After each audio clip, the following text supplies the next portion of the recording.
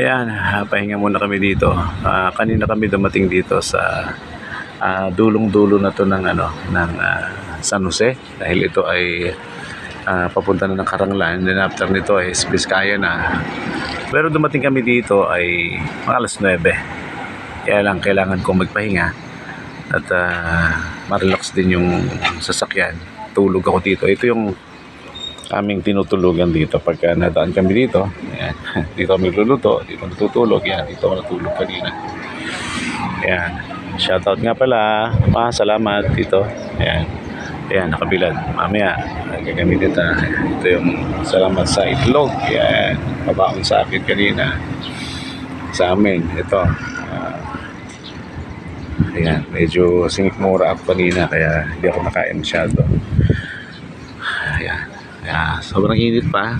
Palipas muna ako ng ilang sandali pa bago makabiyahe ulit. Para mahirap para madali tayo sa init.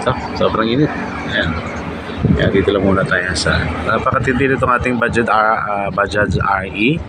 Ayan, yung nakita nyo yung dulo. Ayan, mamaya i-discuss ko yung sa may tuwalya na yan. Nakita nyo nakatayo na yan. Stand ng aking ng cellphone. Nako, may nangyari nung from Cavite, nadaan ako ng Malabon.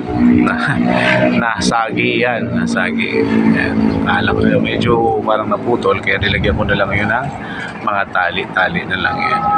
May tali na lang yan. Kaya matibay na gagamit na ulit. Ayan. Tapos ito pampagising. Ayan, pampagising tayo. Nabasag. Okay lang. So at least magagamit pa rin. So kailangan natin mag-relax. Okay, salamat po. Yan po sa nagtatanong sa Bajaj RE natin.